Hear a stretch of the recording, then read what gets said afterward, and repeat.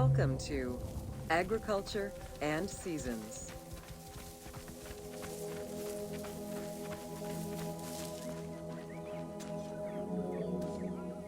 While crops were cultivated in different oases around the desert, most of the arable lands were near the Nile.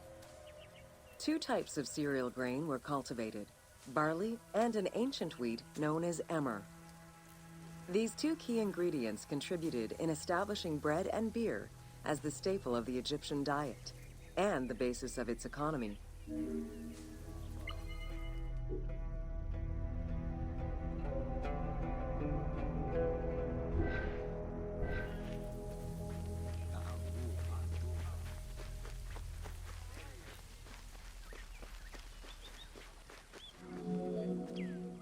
The Ptolemaic era created an agricultural revolution with the introduction of advanced agricultural techniques and new grain types such as rice, durum wheat, and pearl millet.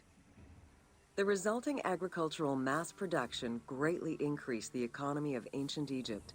It also prompted the development of storage and transportation, allowing long-distance trade with other regions.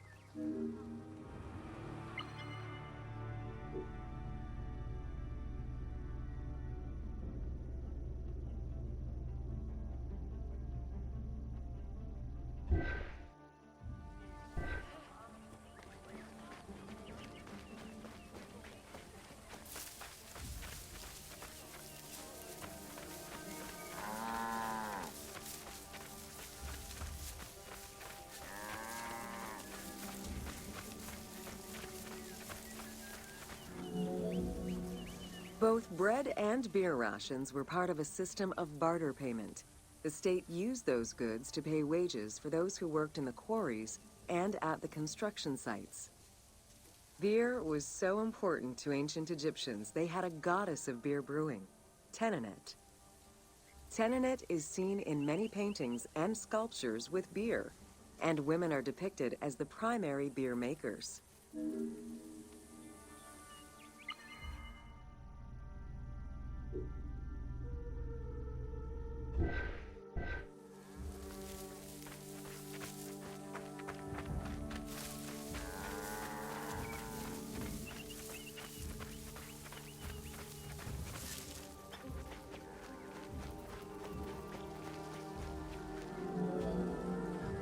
In order to increase agricultural production, fertile land was divided into plots and large agricultural villages were encouraged. The state and temples were the biggest landowners.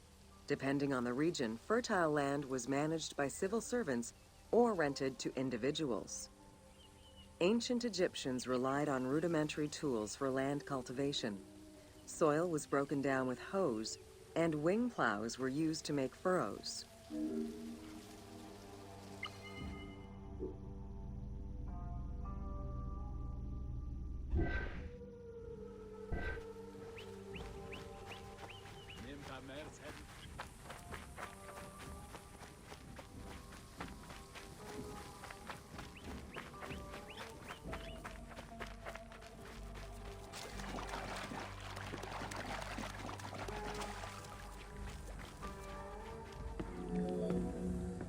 The three seasons known as Akhet, Peret, and Shemu corresponded to a specific phase of the agricultural process and the river's natural changes. Akhet was the time of the flood, beginning with the appearance of the star Sirius in July. Peret was the time when lands were cultivated, plowed, and sown. This fell between October and November. Shemu ran from May to September and was when harvesting and taxation began.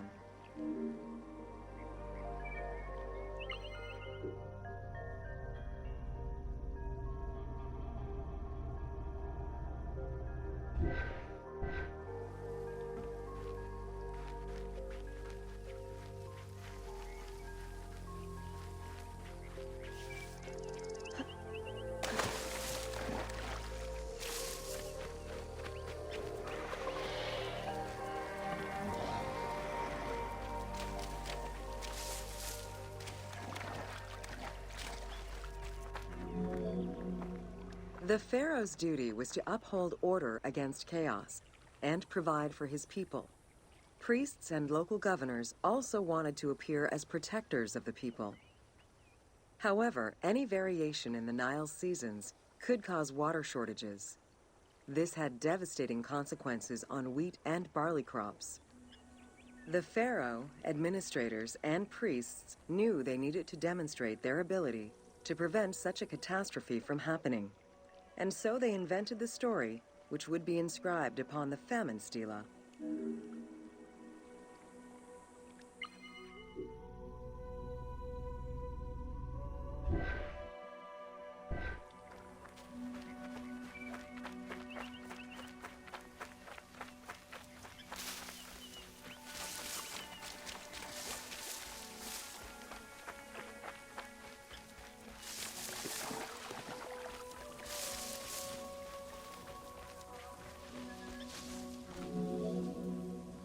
The story begins with the pharaoh worried for his people. The Nile hasn't flooded in years, and his people are starving. In search of the origins of the flooding, Djoser seeks out Khnum, the protector god of the region and the source of the drought. Djoser gives the god offerings and orders his priests to restore the temple of Khnum. These offerings please the god, and the floods are restored.